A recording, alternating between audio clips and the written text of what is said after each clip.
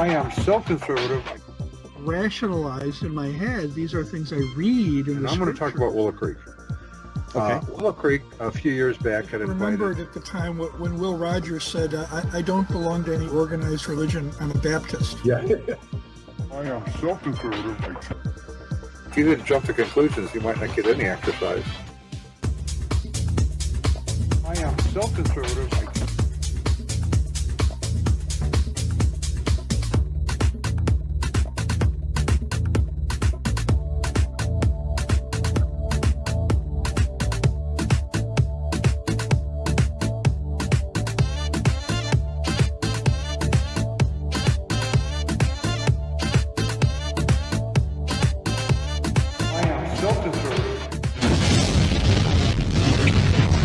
And welcome to the Unknown Webcast. This is just a bit of a trigger warning for those who believe words are more injurious than sticks and stones.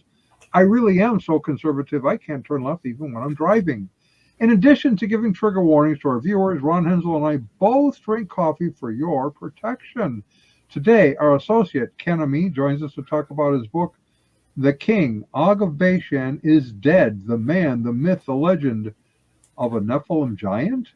My name is Don Vino. I'm president of Midwest Christian Outreach, Inc. in Wonder Lake, Illinois, which produces the Unknown Webcast, and our senior researcher is Ron Hensel, who will introduce the sponsors of today's webcast. And here is Ronnie Baby himself. Here I am. Listen, did that cause you any trouble when you're going for your driving test? You know, you couldn't turn left. It does. It makes them really nervous for sure. Yeah, it'll probably get worse as you get older and they want to test you again. I don't know how often that happens. That makes me testy when they do that, by the way. I bet it does. Greetings from sunny Florida, where the palm tree came out, saw its shadow. Now we have 12 more months of summer, except wait. Oh, no. We are in the path. Right there is where I am, and right here is where my son is. We are in the path of what is now Tropical Storm Ian. At this time, it is called Tropical Storm Ian. It is expected to be a hurricane. Is that the path of least resistance, by the way? I don't know what it is, but it keeps going. You know, yesterday morning that we're right here, this where it was making landfall was right here. We were in the bullseye yesterday, yesterday morning, and now we're not. And by the time people watch this, it'll be history. Hopefully, right. And so we should mention we are pre-recording this just in case that you got swept away with a hurricane. We didn't want to miss an opportunity to make people miserable. Yeah, we know the hurricane will be history, just in case I'm history too.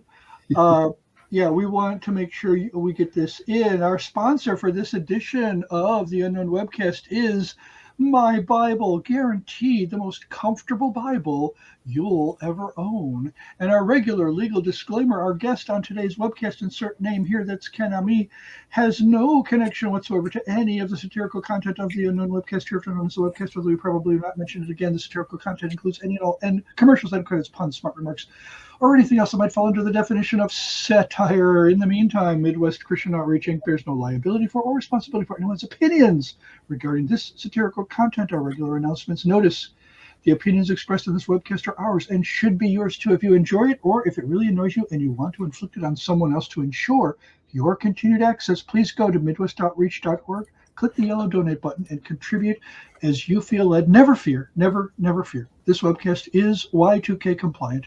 And don't forget to subscribe to us on your favorite video channels. And now the latest feature of the Unknown Webcast is the fake applause.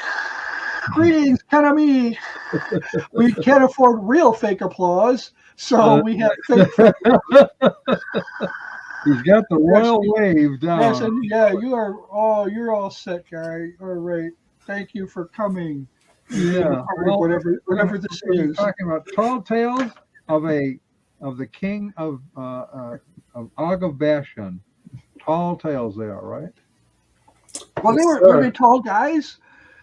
Or was it Og of Bashan a tall guy? No, we know a Meg Basham. Is she any relation? She's at maybe she Daily writes Wire. tall tales. She's a journalist. Maybe she writes The tall Daily tales. Wire, yeah. So. Yeah, that wasn't his last name, so it's not. That was his. Well, you know, He wasn't Mr. Bashan. Right, well, place names became last names, right? Like, you know, Og. Maybe Yeah, that's true. If it was Yeah. Irish, he could have been Bashan, eventually. Or Bashan.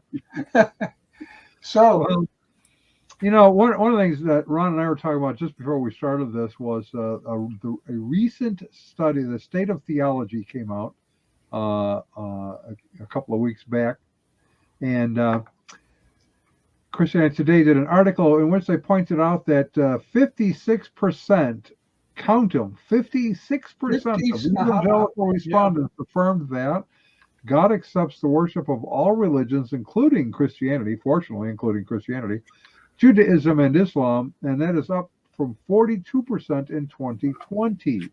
So in a mere 2 years, they've grown 14 percentage points in being all-inclusive, that all religions are equally valid and acceptable to God. So when you have that kind of belief system, is it any question, I ask you, that the mythology of the Nephilites is embraced? You're saying what say you? That works. In fact, so I'll give you just a little bit of background on how I ended up in the position of writing a book about Og. And incidentally, I mentioned in the introduction that I was mentioning to a friend, I'm writing a book about Og. And he said, well, what does the Bible say about him? And I said, virtually nothing. And he says, well, how are you going to write a whole book about him? And here comes the rest of the story, right? Make stuff up. Yeah. So basically, the way I thought about it at one point is, okay, you have God and you have earth dwellers, but then there's this whole in-between realm, right? And I'm just wondering what the Bible said about all of those beings.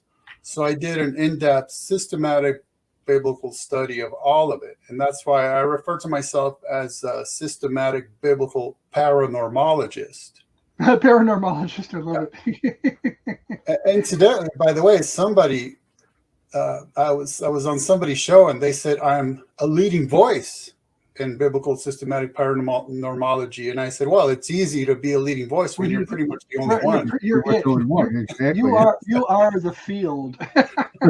But looking back, I'm glad that I did it all at once, because it did force me to systemize, right? So in other words, I don't have an angelology that's detached from my demonology, or a satanology that's detached from my cherubology, or all these different ologies aren't just completely separate and don't jive together. I was able to kind of make a systematic view of all of them in as much as it's possible, because these are issues about which the Bible doesn't tell us very much, what makes it all the much more important that we do handle the little bits we're told very carefully, very accurately. Yeah. And so then that led me to write a book series, what does the Bible say about? And one of them was about just angels, one of them just about demons, just about Satan. And one of them was about Nephilim and quote unquote giants. And by now I've written like 10 books just on nephilology or giantology. And I noticed I kept running across references to Og and all of that mix. And I wondered why, because it doesn't make sense whatsoever. If you're going to refer to him as a quote unquote giant or as a Nephil, he doesn't belong there. So how are people constantly referring to Og? And I mean, obviously I know why. It's just that that was the exploration. Why does this guy keep being mentioned, especially when we're barely told anything about him whatsoever? Yeah. And so that's part of my title, is the exploration is the man, the myth, the legend, right? So who was the man versus what has been made of him?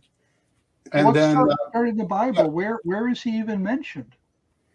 Well, here and there. I mean, he's literally just mentioned in passing, right? Oh. But the key verse is Deuteronomy 3:11. Okay. Now, I'm going to read it in the King James version, not the King Don version. So it states that only Og, king of Bashan, remained of the remnant of giants. Behold, his bedstead was a bedstead of iron. Is it not in Rabbah of the children of Ammon? 9 cubits was the length thereof, and 4 cubits the breadth of it, after the cubit of a man. And that's really the bottom line. That's why anybody involved in nephelology or giantology would ever even bother talking about Og, is that sentence right there. That's the bottom line. So now, yeah, go ahead.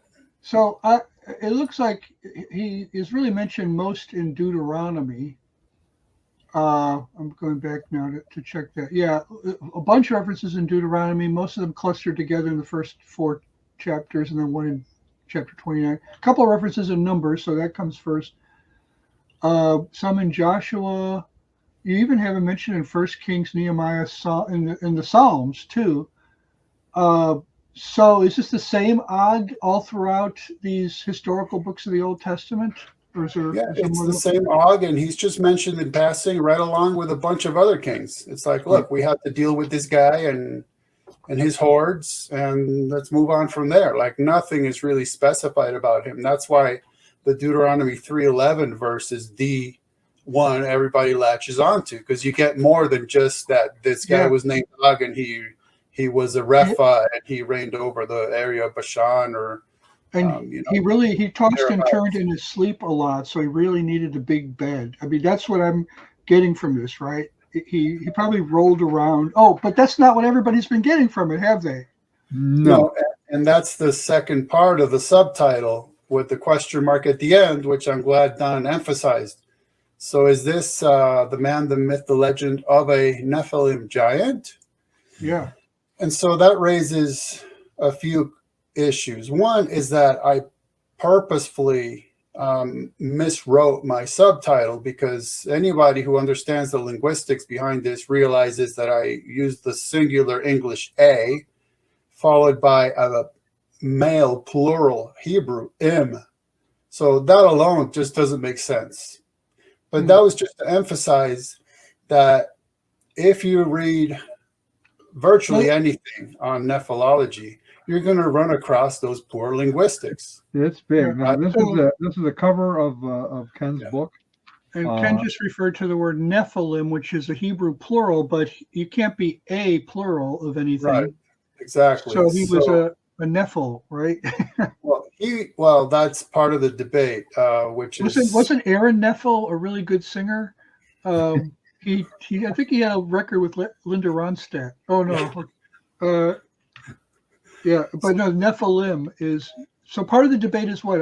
I'm sorry, I cut you off. Well, for one, as soon as you see somebody referring to a Nephilim, you already know that they haven't exactly done their homework. That's just for starters. They should say one of the Nephilim. That would be okay, right? Oh, yes, or a Nephil. A Nephil.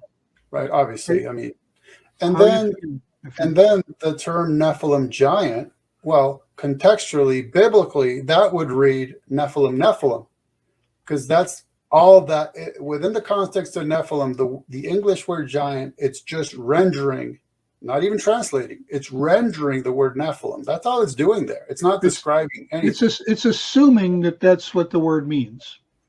Well, it's not even assuming that's what it means, because we don't really know what it means yet. So it's just rendering it. So, in other words, wherever you see the English word giant in conjunction with Nephilim, you need to stop thinking about whatever you subjectively imagine giant might mean. It's just reading Nephilim, period. That's all it is. And that's let me just give a little background on that. Just to reiterate, what you're saying here then is to look at it the way that many are looking at it, is to say that the king, Og of Bashan, was a giant. Well, no, it would be that he's Nephil. Nephil, right. But of course, he wasn't saying that Nephil means giant, and right, okay. Gotcha. He wasn't even that. He was a Repha. You're only as good as Nephil. Right. So I mean, I just read the verse. He's a Repha. He was not a Nephil. He was a Repha. So now, what you have to do? Okay, we're moving ahead way too fast. Let me just take it back a few steps. So for one, in this book, I just kind of covered what everybody and anybody's saying about him, from anonymous blog posts to peer-reviewed journal articles. Oh yeah. Well, let's look at that. Look at this. You got, for somebody who has hardly anything in the Bible about him, you have a 3-page, table of contents, and you begin over here with the Targumim, the Midrashim, the Talmud, the Jewish writings of the intertestamental and even later period, much later, in fact. And then you go down. You're covering topically, beginning on page 61, and then you go into dictionaries, Bible dictionaries. You go into commentaries, and you keep on going on into commentaries all the way to the end. Kylan Dalich being your last one. Right. This is like, if you want to know about Og of Bashan, this is for the next 100 years.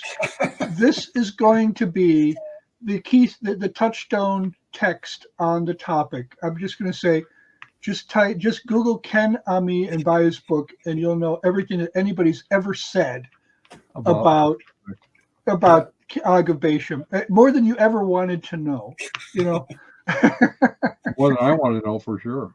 So yeah, it's part reference. So that's part of the point to me is let's see what everybody's saying about him, and then let's actually dissect it, because like where you started there with the rabbinic material, we're talking about from a couple hundred years into AD into millennia later. Right.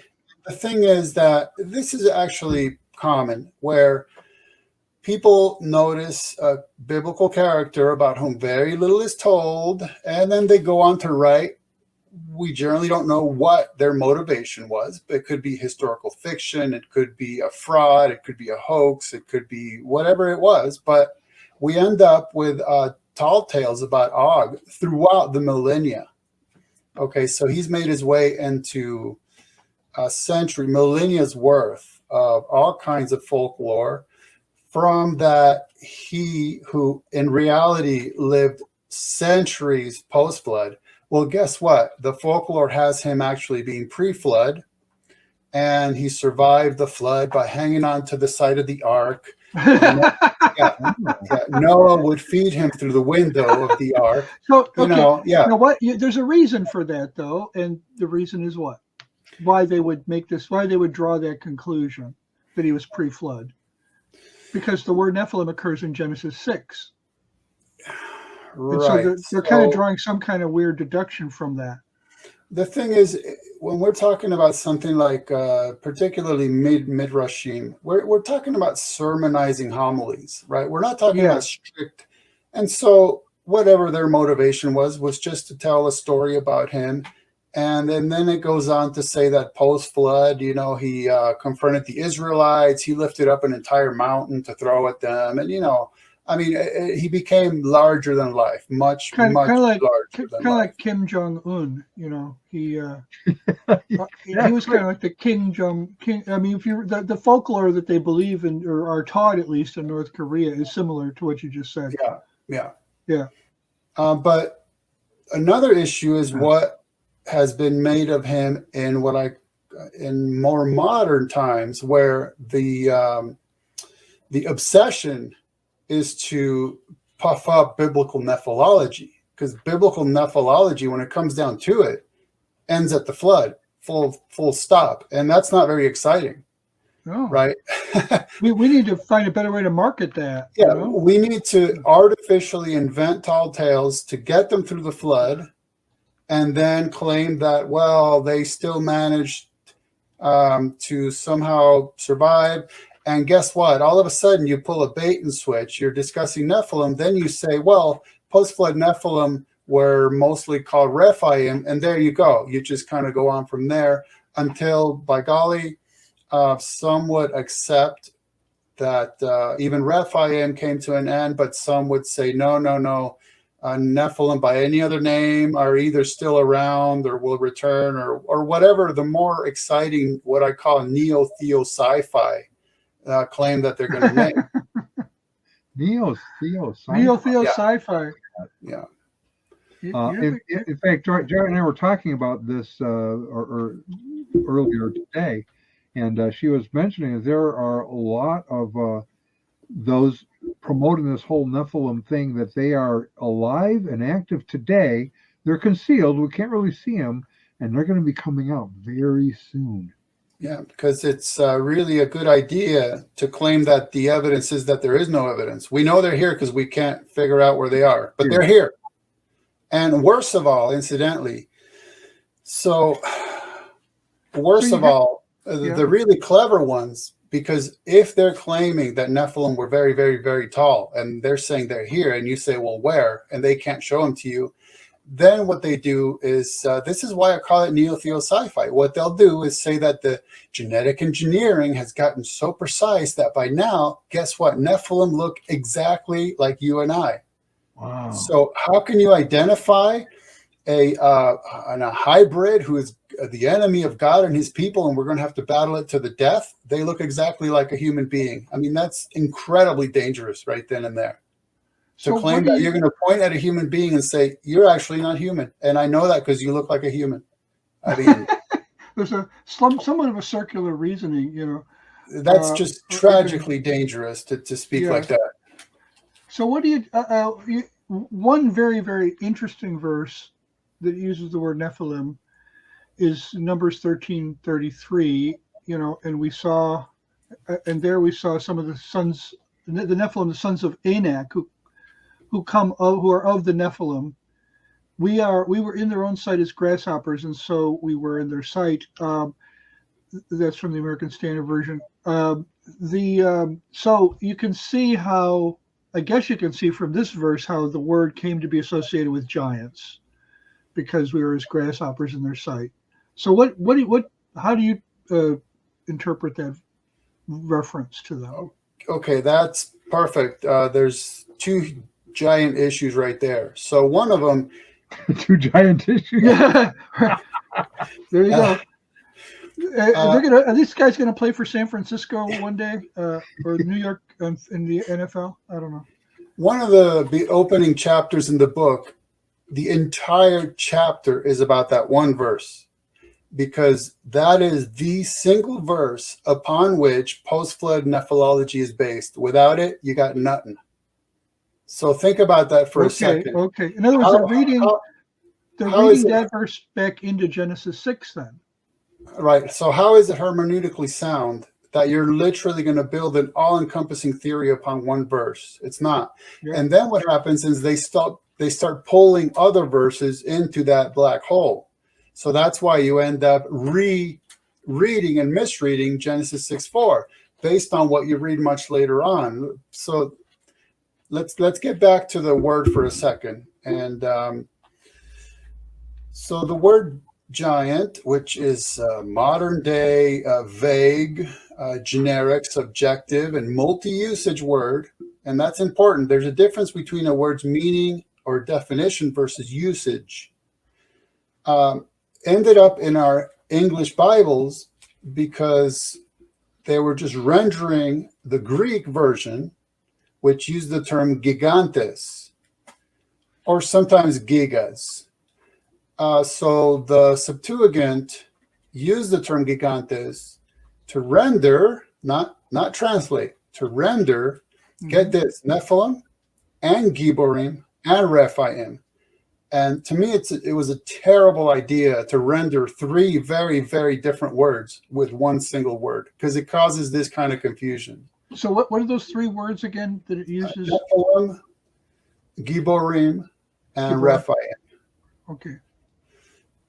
So what happens is people either chase an English word around the Hebrew Bible, or they chase a Greek word around the Hebrew Bible, and they just kind of they see where the word appears, and then they draw these lines and think, well, we have these data points, and I'm drawing this line. Well, the data points are real, but the way you're drawing the line is illegitimate, because you're not recognizing, you have different concepts. There's different words that mean different things behind that.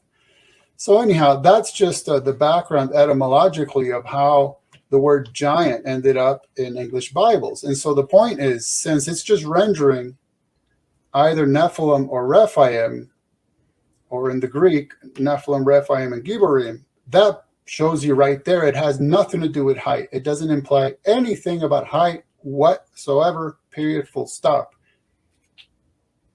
because it's just rendering words that don't have anything to do with height. So what is the whole grasshoppers in your sight thing? Okay, so now we're back to that.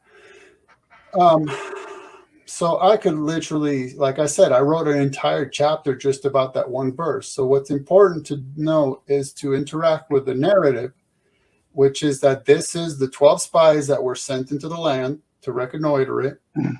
They all come back. There's an original report given to the Israelites. Keep in mind, the Israelites didn't see nothing. There's the 12. The 12 come back. A report is presented that's accepted as is. Then Caleb discerns that there's some concern, so he chimes in to encourage. And then the 10, okay, so you have Caleb. It turns out Joshua sides with him, so that's 2. And then the 10 discourage.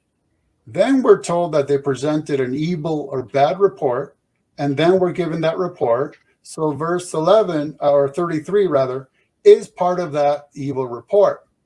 And so this is just their assertion. This is just their claim. This is what they're saying.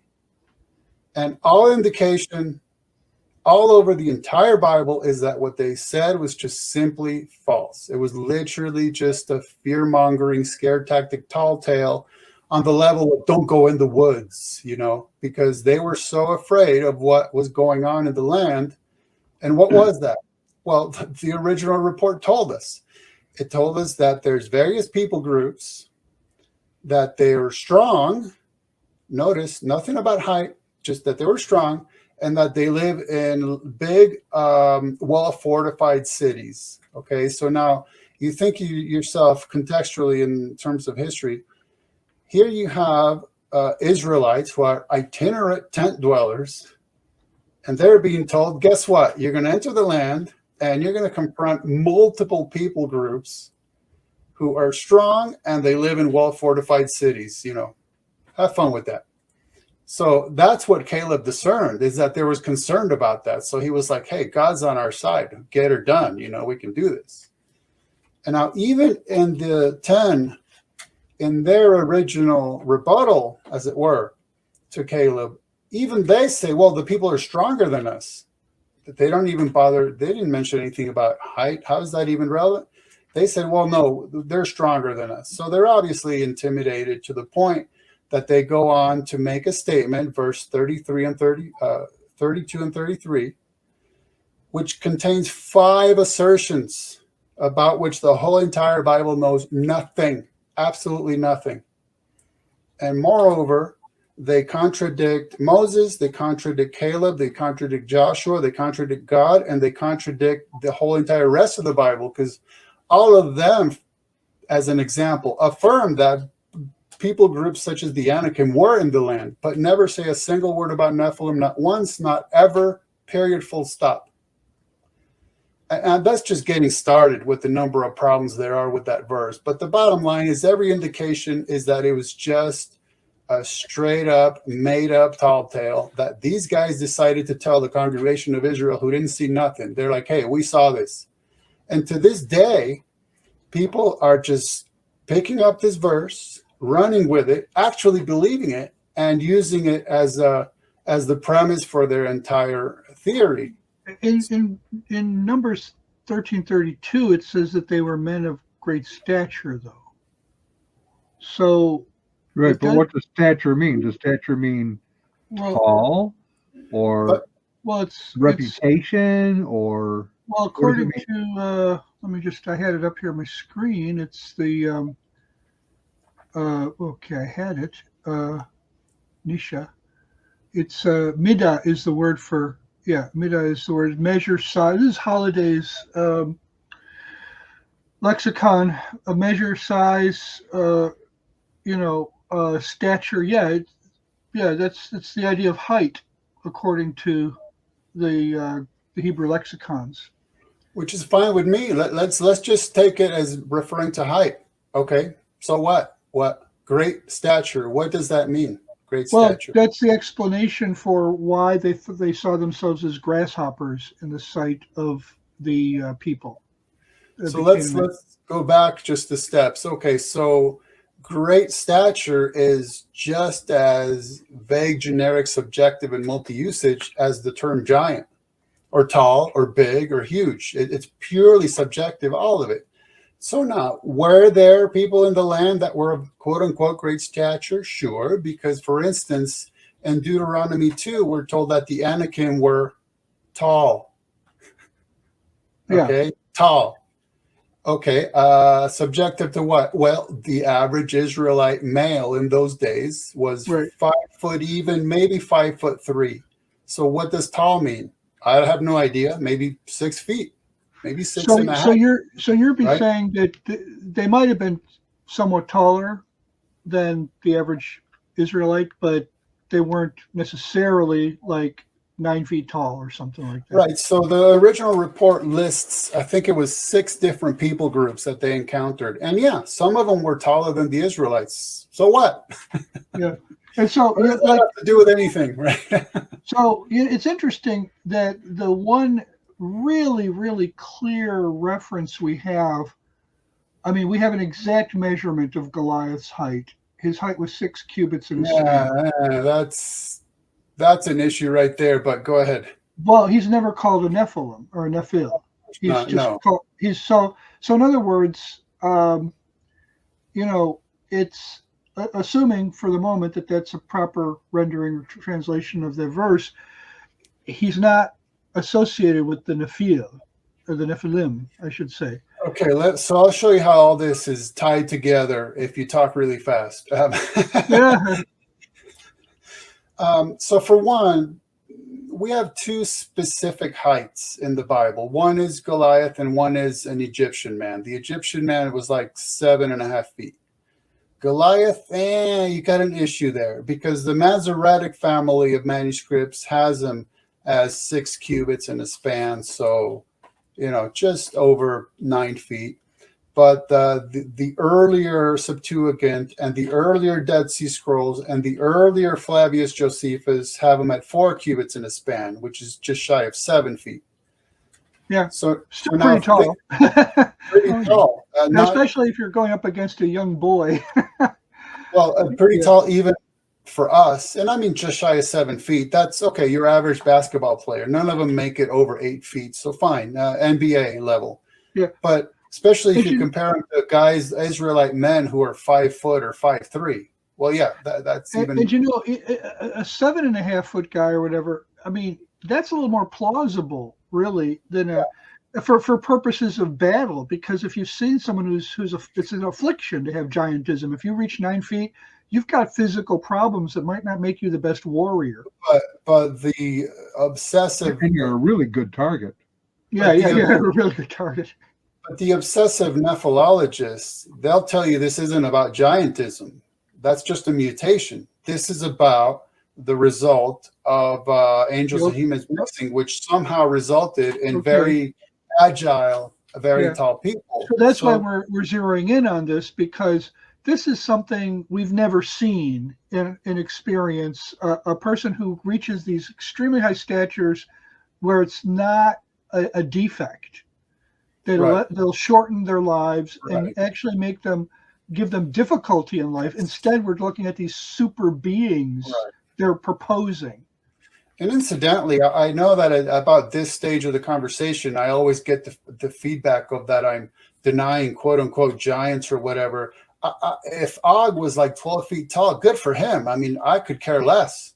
My only concern is what are we actually accurately being told and understanding, right? Right. So what you're raising is important here, and I jotted something down, and then we're going to go to just a short break. But it is those who take a little bit of information from Scripture and build an entire theology around it, which then spreads and becomes popular among certain groups. It doesn't just occur here. Rick Warren, a few years back, did a book on the prayer of Jabez, if anyone recalls. Oh, that. Yeah. And so you have this, kind of small section, not very much said about Jabez and this prayer that he prayed, and somehow this is the magic prayer to get you everything you need to have in life. And so the book is spreading everywhere, and I'm going, okay, how does this feel? How does it mount up in Scripture? And then people go, well, my Bible says. Now we have a sponsor about that. Yeah, they do. Because it's we all know that awkward feeling when someone in a Bible study says, I wish the Bible didn't have all those verses about hell. Or when you're having couples devotions and your spouse says, I'm just not comfortable with verses that teach a traditional view of marriage. Or when you're sitting in church and you're thinking, why do all the Bibles I read always have to agree with what conservative pastors are teaching? Well, that's why we're introducing the My Bible. It's guaranteed the most comfortable Bible you'll ever own. We've spent literally minutes creating a way you can have the Bible that's perfect for you. You used to have to go down some dark back alley to get a Bible like this, but not anymore. Just write down all the places where you want to make your Bible more comfortable for you, and then email them to us or enter them into our handy online form, and the results speak for themselves. Yolanda from Portland says, now that I have my Bible, I never worry that my white male pastor's sermons might actually be right. Ben from seminary says, my Bible gave me the confidence I needed to drop out of my Hebrew and Greek classes. Renee from Madison says, every single one of my anti-capitalist, anti-police, and anti-social protest chants now comes from my Bible. So when someone throws an uncomfortable verse at you, you can say, that's not in my Bible, available at mybible.cult. So if you want to have 12-foot Nephilim who are like super beings, you just get the My Bible. They were offspring of some bizarre whatever. Yeah. In fact, on the point we were making right before the commercial that Don made, check out this quote from Steve Quayle. The understanding of Nephilim is the Rosetta Stone for understanding all of Scripture. It's the key. I mean, this is why I coined the term gigorexia nervosa, which I define as an obsession with seeing giants and just making them up where they're nowhere to be seen. Well, whenever somebody says, here is the key that everybody else has missed for 2,000 years for how to understand the Bible properly, I'm sorry. I've already tuned you out if you're saying that. So now, if you don't mind, I'm going to attempt to make it back to Og. Let's do that. So, and actually, we're going to finish up with Goliath as a way to get to Og. Okay, so Goliath was a Philistine Gathite of the Anakim of the Rephaim. So he's a Philistine due to the region where he lived, a Gathite due to the city in which he lived, of the Anakim clan of the Rephaim tribe. So Anakim were a subgroup of Rephaim. Was he part of the Skywalker family? Anakin? I'm sorry. Actually, Anakin, I-N, is the Star Wars character. Right, and that would actually be the Aramaic version of plural Anakites. But I heard the word Gath in there. That's where Goliath was from. Do people try to play on that connection there sometimes or not? The fact that Og was connected to the same town as Goliath. Well, Og was specified of reigning over Bashan, and I mean, I would imagine that was just one of the regions. Okay. But so what happens is, guess what? We're right back to Numbers 13:33, right? Because the illogic goes, if we ignore the narrative, if we actually just pick up that verse, actually believe it and run with it, if, that's a big if, then what happens is you have the Anakim being correlated to Nephilim, right? They come from Nephilim. Forget asking how. Forget that the Bible doesn't say a single word about it. Forget that you now have to literally artificially invent ways to get Nephilim past the flood, which incidentally would imply that God failed, right? He meant to get rid of him, by golly. He didn't get the job done. He missed a loophole, whatever. So we have to grant a tremendous amount of non-information. But okay, so see, since they're asserting that Anakim are somehow related to Nephilim, then there you have it. Since Goliath was one of the Anakim, then by definition, he's a Nephil, and that seals the deal. Forget that it's utterly illegitimate. And in fact, another issue with that verse is a textual one, that if you go read it in the Septuagint, it's actually verse 34. Guess what? There's no mention of the Anakim whatsoever. It's just completely missing. So is there a yellow brick road path from Goliath to Og in the Bible? In the Bible, the only path would be that they are both of the Rephaim tribe. Goliath is specified to be of the Anakim clan of the Rephaim tribe. We don't know about Og. We just know he's a Repha. So now, since somebody would have to exclusively rely on a non-Septuagint version of the evil report in Numbers 13:33. So that's for starters. You have to rely on one verse, and you can't rely on the Septuagint version of it. You have to rely on the Masoretic version of it. Okay, so that's two steps right there that are iffy.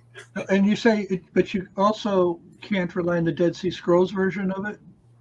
Well, no, that's okay. a different issue. Dead Sea Scrolls was about Goliath's height. Okay.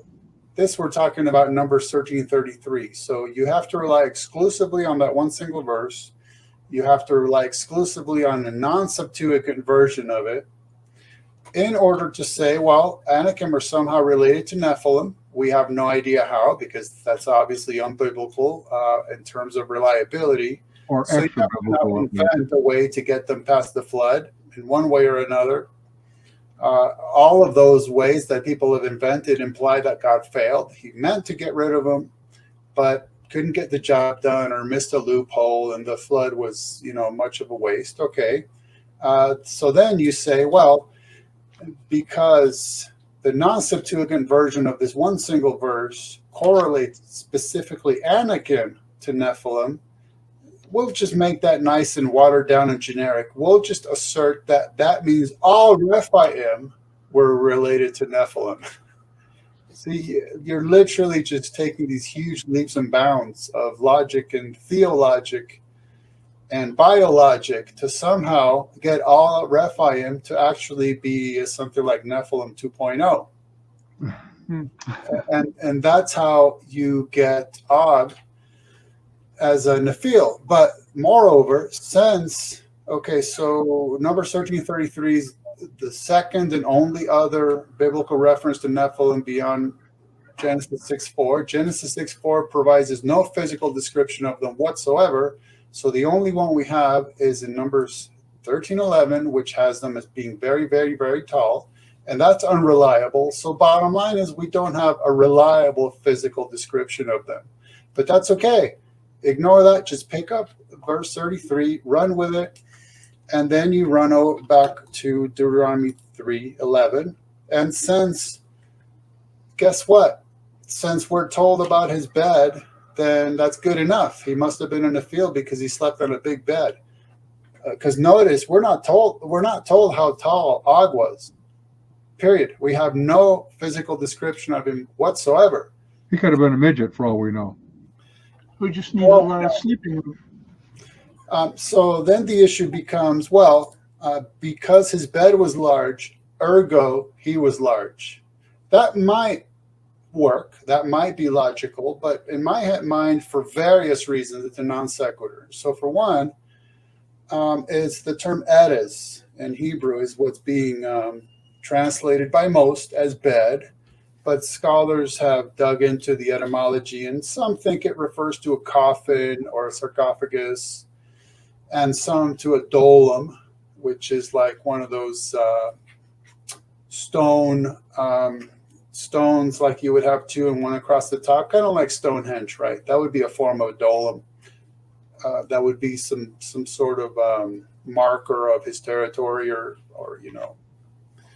somehow related. It could have been almost like a signpost. a stone signpost. Something like that, right? Like a memorial type of thing. So, go ahead. Now, just digging into that just a little more, let's say that it was a coffin or sarcophagus. Well, we know, I gave these examples in the book.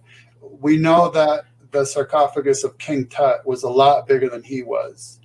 And in Egypt, a giant coffins or sarcophagi have been found, but guess what? They contain 3 skeletons. So it wasn't, if it had been empty, it would have been, wow, what a great tall tale. You can invent whatever you want. But oh, by golly, the evidence was right before us is that it was big, not because the person in it was big, but because it was meant to contain more than one body. So, okay, whatever. Set that aside. Let's just say it was a bed because that's just nice and convenient. So is it logical, really, that regular guy, me, could measure my bed, subtract roughly a foot, and get a good estimation of my height? Yeah. But then also, if you measured my bed, you'd think I'm 5 times wider than I actually am. But, okay, set that aside. Can you really correlate me with an ancient sovereign who's, living the lifestyles of the rich and infamous? I mean, I don't know. I would question that. I mean, I'm not an ancient king and enjoying luxuries living in whatever kind of castle he might have had. But okay, let's just go beyond that.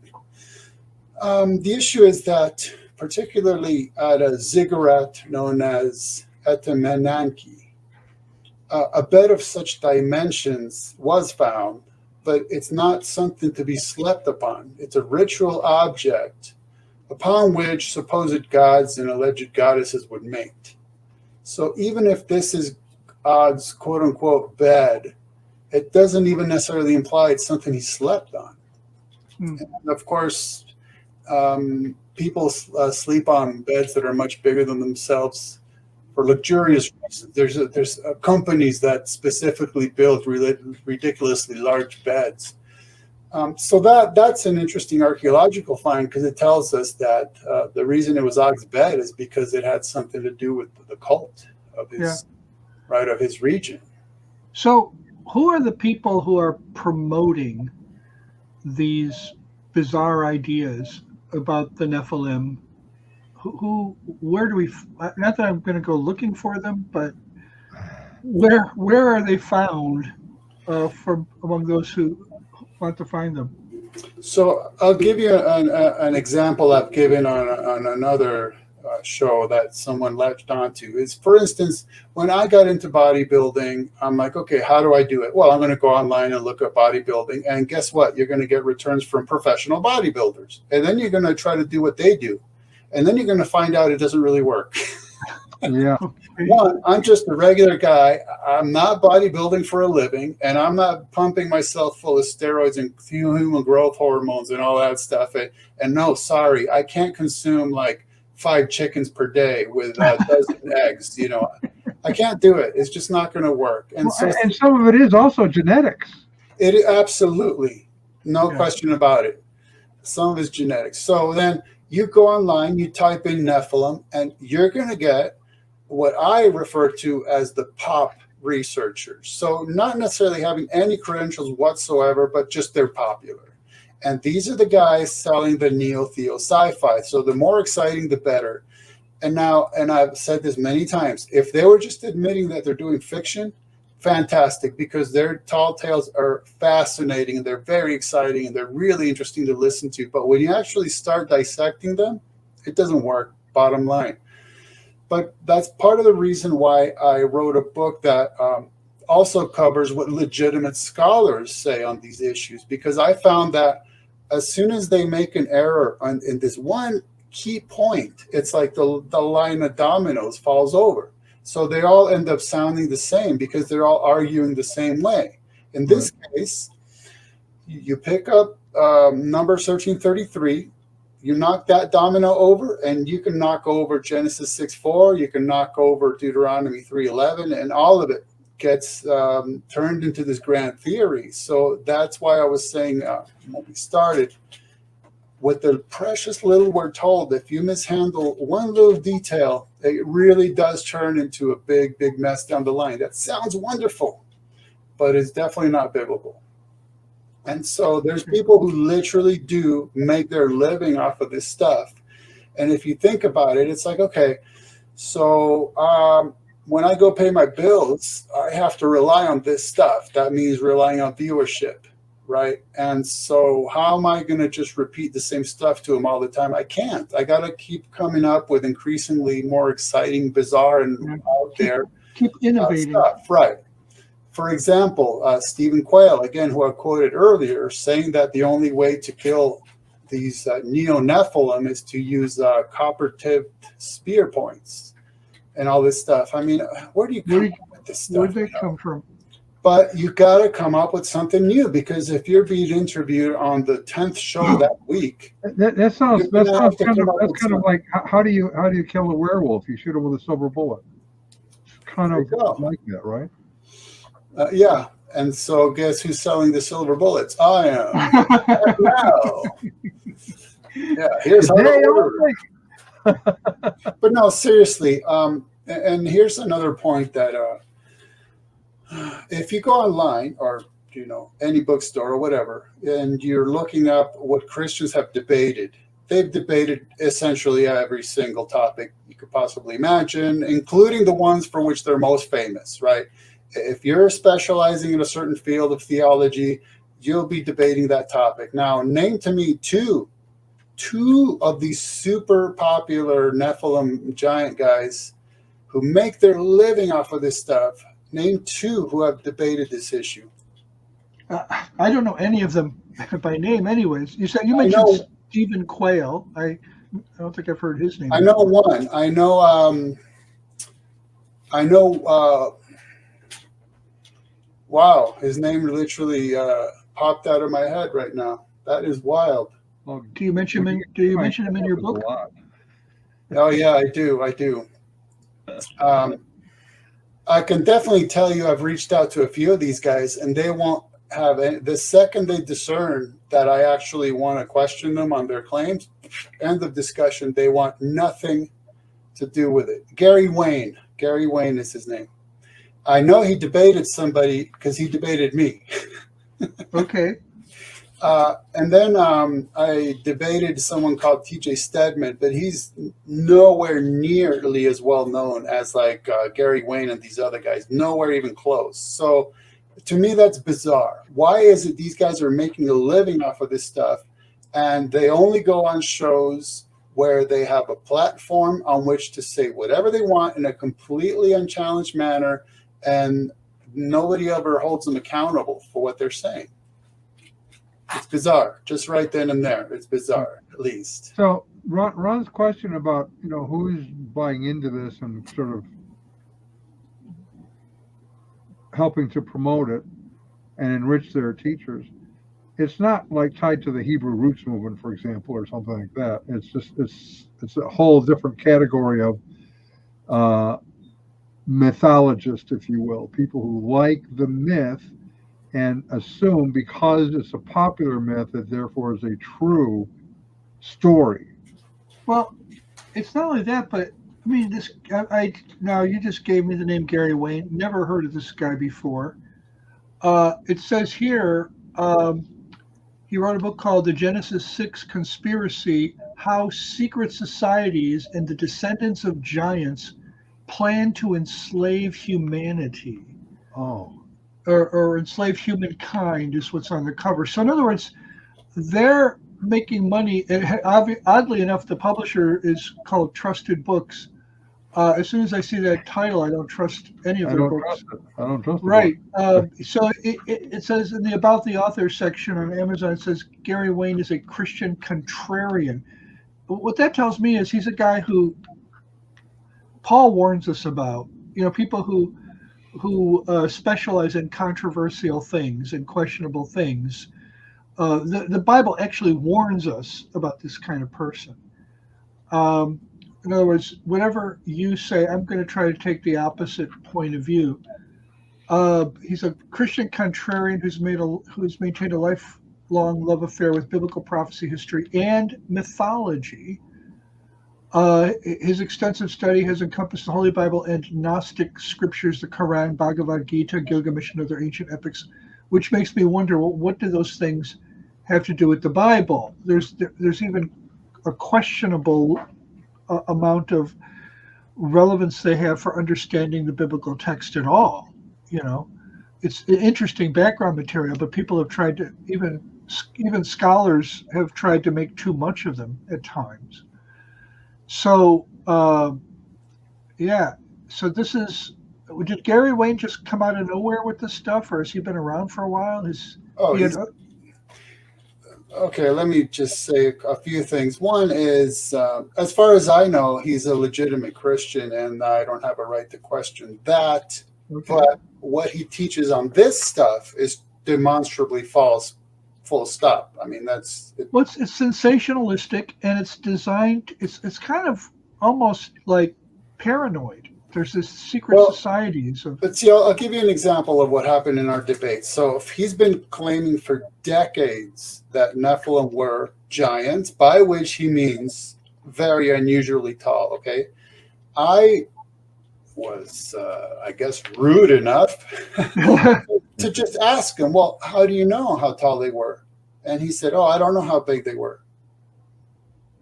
And so I said, well, then you can't keep calling them giants. And he flatly refused. He affirmed that he will continue referring to them as giants after having admitted he has no idea how big they were. That's the mindset you're dealing with, is, wait a minute, you built your entire persona career-wise on making this claim. You just admitted it's illegitimate. And now you're being asked if you're going to back off, and you flatly refuse. I mean, that speaks volumes right there. So part of it is going through all the myth, all the legend, and Gary Wayne does this a lot. It doesn't matter when somebody said something. It doesn't matter where. It doesn't matter how. It doesn't matter what level of validity. It doesn't matter if it was millennia after the fact. You just take all those data points and you mash them together into a grand theory. And boy, that grand theory sounds grand. It really does. But that's part of it. It's just literally mashing everything together.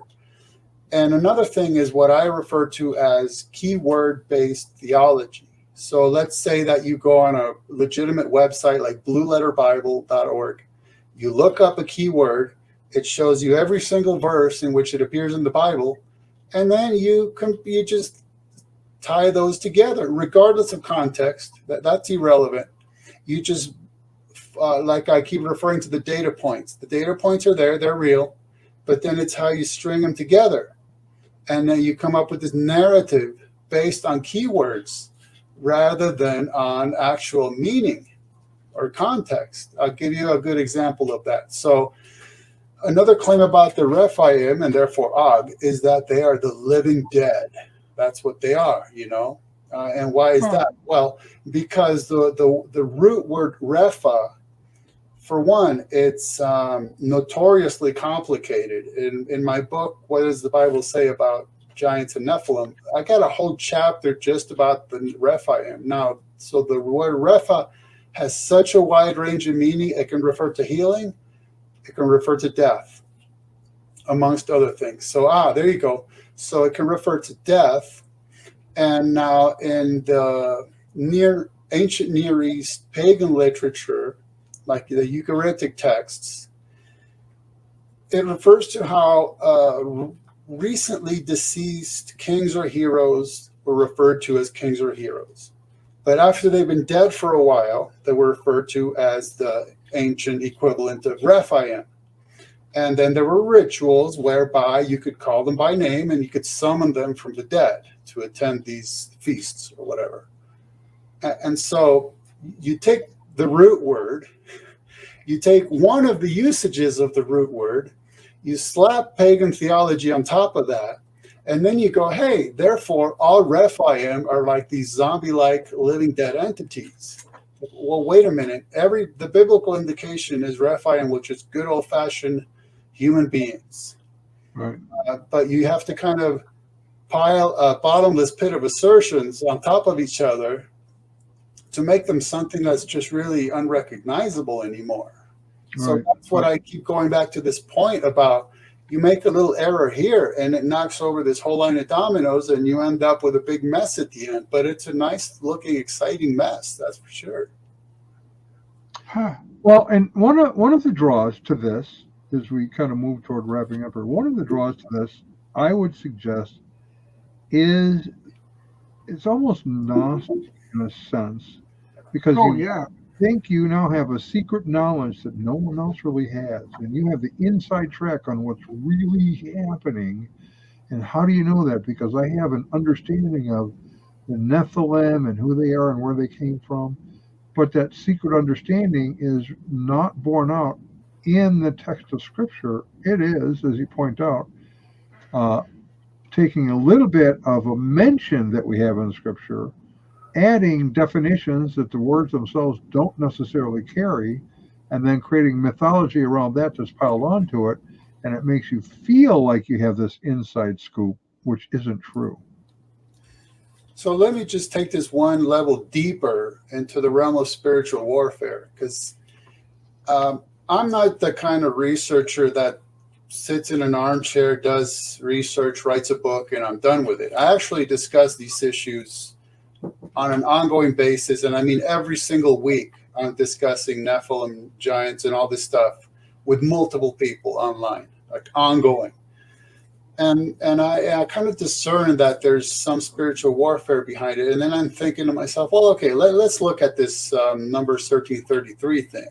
It's a report that was born out of being disloyal and unfaithful to God himself.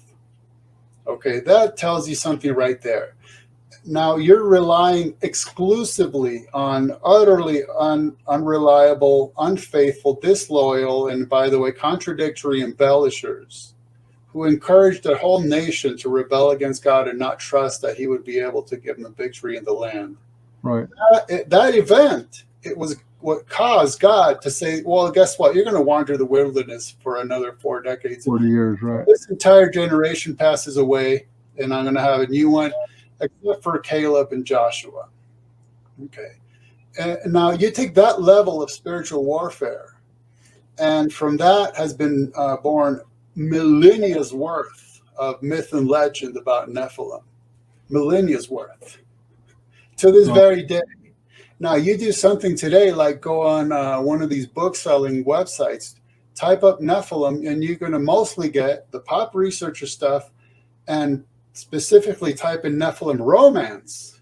That is a cottage industry. Romance novels about Nephilim. That's the level to which we've taken it, where now it's these sort of sexual fantasies about interacting with those beings at that intimate level. So to me, there is a spiritual warfare aspect of it, to where I can argue the biblical case to people until I'm blue in the face, and they say, well, no, because this one verse says otherwise, and I'm going to fully trust that and build my entire theology on it.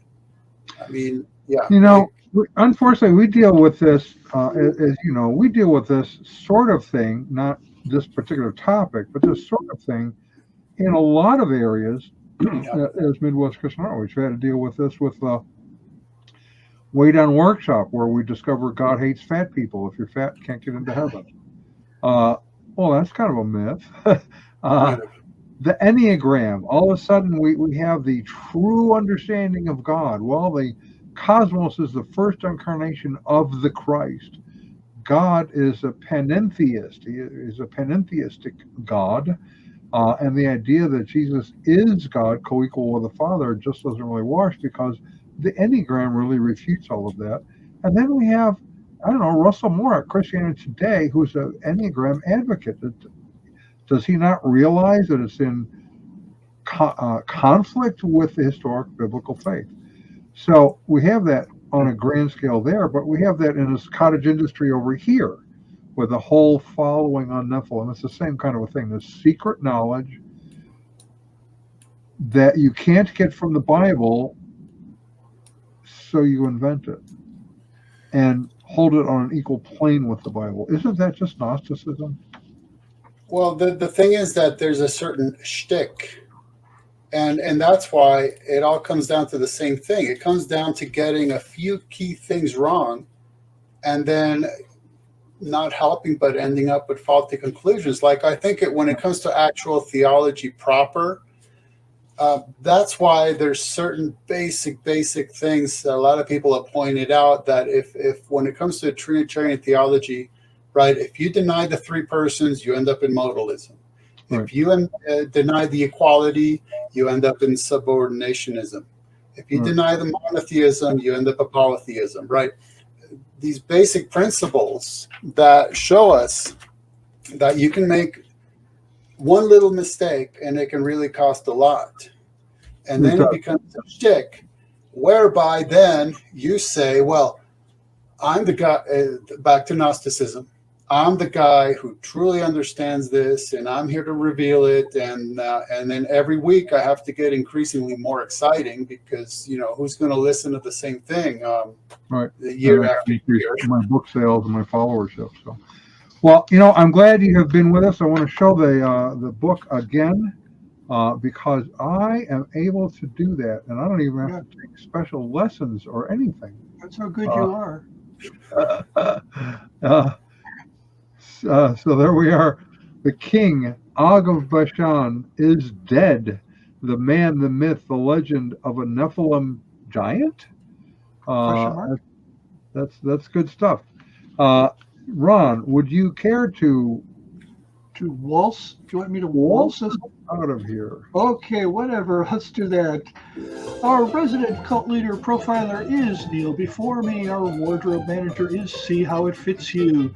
Culinary services are provided by Chef Ham and Cheese. Our tinfoil head provisioner is Just In Case. Jehovah's Witnesses coverage comes from Armageddon and D Opposer. Our Mormon archives manager is Polly Gummas. Our liberal denominations bureau chief is Lucy Goosey. Our transgender issues coverage comes from Ben Hur. Special correspondent for cults based on the Hindenburg disaster and flying turkeys, Ode to Humanity. Our fact-checking supervisor is Jolie Cooling. Technical assistance comes through Mercury Research. Our legal advisors are at the law firm of Dewey, Cheatham & Howe. Our grievance resolution director is Ivana Pisami, director of privacy assurance, wiretapping, and original idea sourcing comes from Drew A. Blank. The Unknown Webcast is a production of Midwest Christian Outreach, Inc. in cooperation with Emergency Manicure Productions, both of whom are solely responsible for this content, although you will never be able to prove that in a court of law. Never happened. Never. So far, not even once. All right, now we can do the royal wave on our way out.